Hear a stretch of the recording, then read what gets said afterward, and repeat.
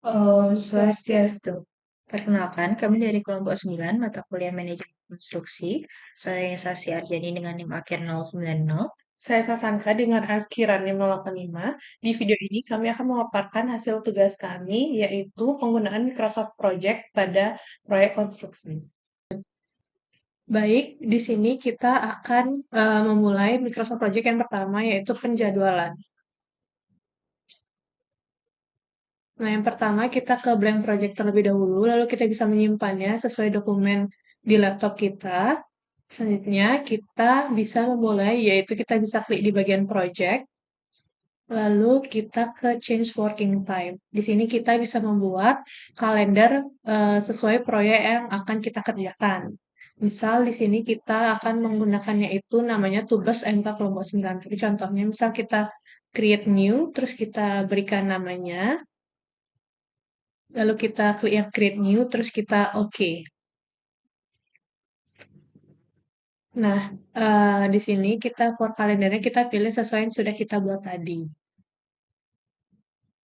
Untuk di kolom ini, kita bisa mengisi hari libur yang terdapat pada masa proyek.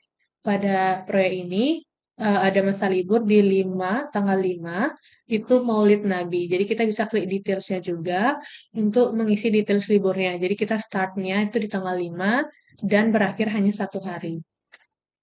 Lalu kita bisa klik OK.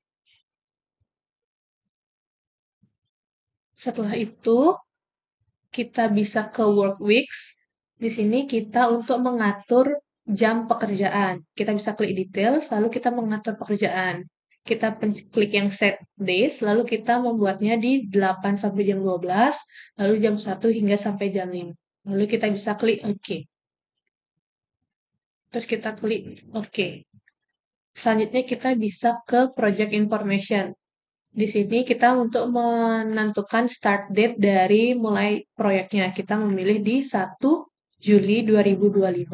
Lalu kalendernya bisa kita pilih sesuai yang sudah tadi kita buat, yaitu tugas M409. Kita klik OK. Lalu di bagian kanan, kita bisa klik kanan, lalu kita klik time scale. Di sini untuk membuat, memperlihatkan jadwal yang terlihat. Kita di middle tier, kita bisa milih weeks, yaitu W1, W2, lalu di bottomnya kita pilih hari, days, yaitu dengan labelnya, yaitu kita memilihnya yang 1,2. Kita bisa klik OK. Selanjutnya yaitu memasukkan subpekerjaan. Kita bisa dari task name. Task name ini nama pekerjaan-pekerjaan yang ada di proyek konstruksi tersebut. Kita sudah membuatnya di Excel.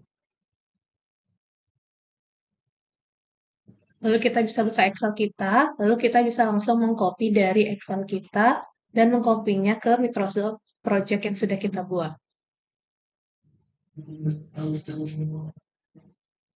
Setelah itu, seperti pekerjaan pemasangan bopleng, pembersihan, itu kita bisa masukkan ke sub pekerjaan di pekerjaan pembersihan. Jadi, caranya itu kita bisa blok pemasangan bopleng dan pembersihan, lalu kita klik indent, supaya dia masuk ke dalam sub pekerjaan.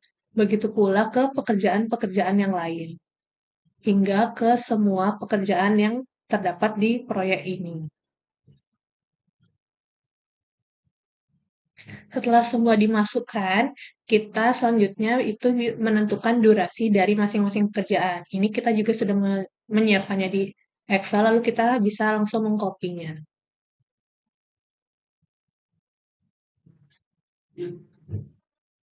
Setelah durasinya, lalu kita bisa memasukkan selanjutnya yaitu predecessor, yaitu keterkaitan antar pekerjaan.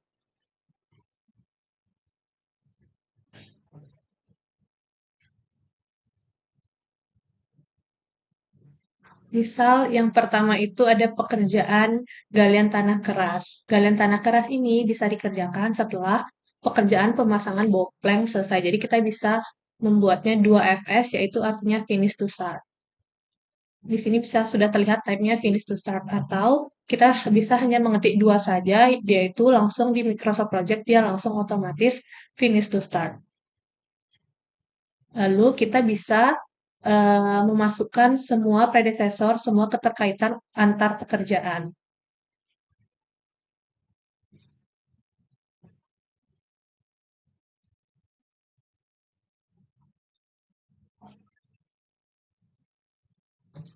Setelah semua dimasukkan, di sebelah kanan kita bisa melihat penjadwalan dan juga keterkaitan antar pekerjaan. Untuk yang merah itu merupakan critical path-nya. Kita bisa melihat di bagian Gantt chart format, lalu kita bisa klik critical task. Maka yang warna merah itu sudah terlihat untuk di bagian critical-nya.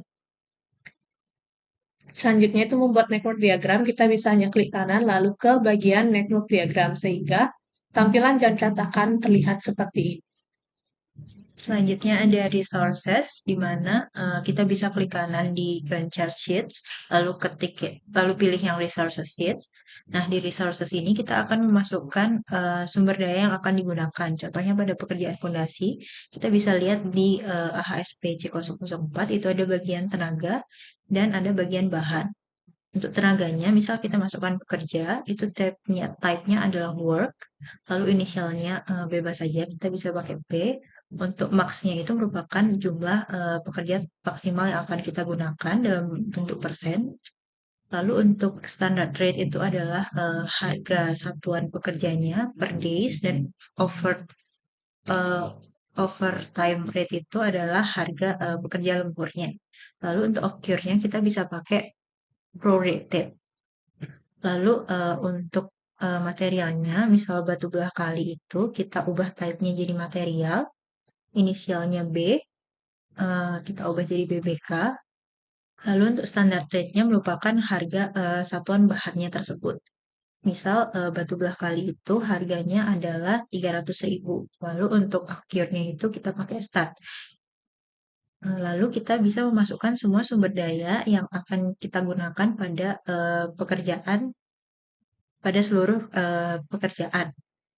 Lalu setelah itu kita bisa kembali ke sheets Gantt chart, lalu kita di bagian pondasi, misalnya kita resources name-nya, kita klik 2 kali, lalu kita masukkan resources name-nya itu merupakan tenaga dan material yang digunakan sesuai dengan analisa harga satuan pekerjaan pondasi.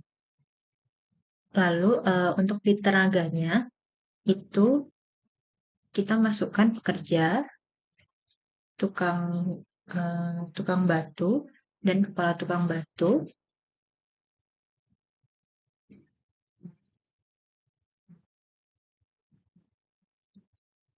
Untuk memasukkannya, kita bisa langsung mengetik atau kita klik panah ke bawah untuk mencari. Lalu kita masukkan material juga. Lalu untuk bagian unitsnya itu adalah kita dapatkan dari eh, perhitungan di Excel kita sebelumnya.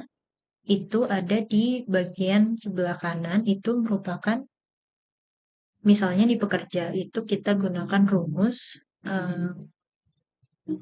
koefisien dari pekerja tersebut dibagi dengan jumlah hari kerjaan tersebut, lalu kita kali dengan sheets RAB itu merupakan kita ambil volume dari pekerjaan pondasi sebesar 23,51 meter kubik.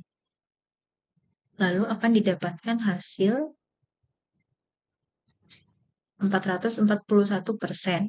Nah, di sini untuk tenaga itu kita pakai persen, tapi untuk bahan rumusnya berbeda. Kita mengalihkan dari koefisien dikalikan dengan volume dari pekerjaan pondasi 23,51 meter kubik, didapatkan hasil 29,21 dan seterusnya.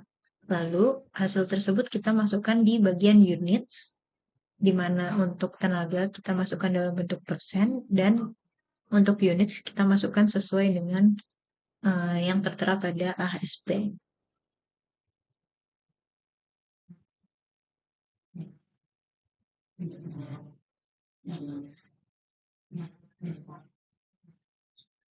Jika sudah kita masukkan semua, kita bisa klik OK. Lalu akan langsung muncul total harga dari pekerjaan. Jangan lupa untuk cek durasinya, apakah sudah benar. Lalu kita bisa lakukan hal yang sama untuk seluruh pekerjaan dari awal pekerjaan hingga pekerjaan terakhir. Nah, berikut merupakan tampilan setelah kita memasukkan resources name. Di bagian Gantt chart itu terdapat resources yang digunakan di setiap pekerjaan. Lalu untuk kurva S-nya, kita bisa pilih report, cost, lalu cash flow. Lalu di bagian kanan itu terdapat total harga biaya yang kita gunakan untuk pekerjaan bangunan ini. Untuk memunculkan kurva S, kita klik diagramnya, lalu klik edit di sebelah kanan. Lalu untuk unitsnya kita pilih yang days. Lalu untuk date formatnya kita pakai tanggal, kita bisa search yang 1, 2, dan seterusnya. Lalu bisa kita klik OK. Dan berikut merupakan hasil kurva S dari Microsoft Project. Sekian yang dapat kami sampaikan, kurang lebihnya mohon maaf. Terima kasih.